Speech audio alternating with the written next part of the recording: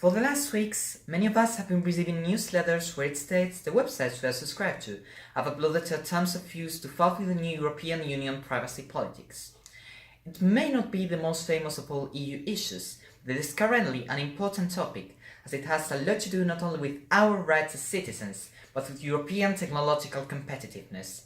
In fact, it might seem as something recent, but the General Data Protection Regulation 2016/679, better known for its acronym GDPR, was made public in April 2016, thus only been on 24th May 2018, when its accomplishment has become compulsory. We are already coming late for a discussion. Briefly explained, every business which manages personal data of European citizens must grant their customers total control of their data. That involves, among other, reporting whether the website has been hacked within 72 hours after the notice, or dispensing with pre-ticket checkboxes and convoluted terms of use. Otherwise, they are threatened with fines up to 20 million euros.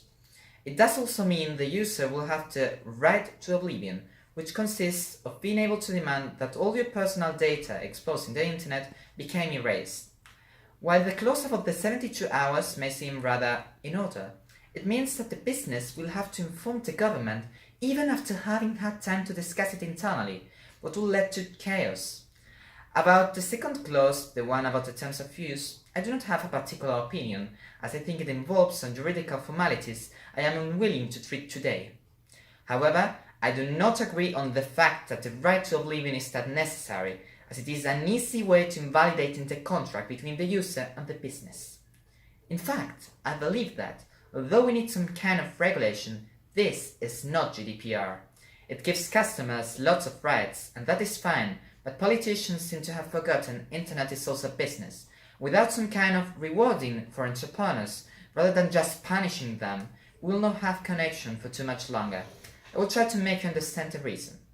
José Luis Zimmerman, General Director of Digital Economy Spanish Association, argues that this new law is particularly beneficial in the globalization age, due to providing a legal framework for all EU issues, because that makes it easier to businesses to grow in different countries.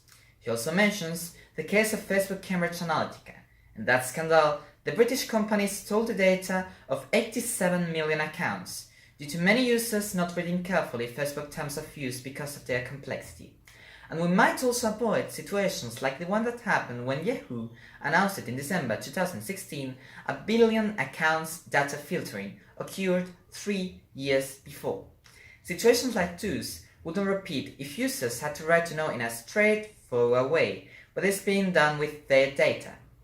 Well, even through all this, it is important to remember that although EU ought to have a common policy, this, especially for me, may not be the correct one. Firstly, providing Europe consists of capitalist country where economy tends to enhance if businesses are let free, limiting the way enterprises could work is prejudicial. Europe may be seen as a continent where profiting is forbidden, therefore it will be less likely that it attracted companies. The EU here in the GDPR is creating too many laws and restrictions to a market economy. Besides, although the main data issues is linked with the multinational corporations like Google or Facebook, they should not have any problem paying the fines, while little businesses like SMEs won't have any chance. Moreover, European countries are expected to spend a total of $200 billion because of the changes needed in the websites and apps for this unaffordable for most of them. To sum up, I think we should not have such a strict legislation.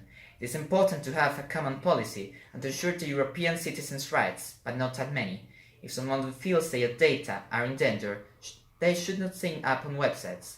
However, this law gives customers the right to force the company to do whatever they want, and I believe that this will not help in any way for the development of European firms. Maybe therefore, Spain is working on a law to modify GDPR. Is it a signal the law is not perfect? We should take into consideration that no matter how much businesses are made to look after our privacy, at the end it is us, the one who do not care. Laissez faire, laissez passer, le monde va de lui-même. Let them do, let them go, the world goes by itself.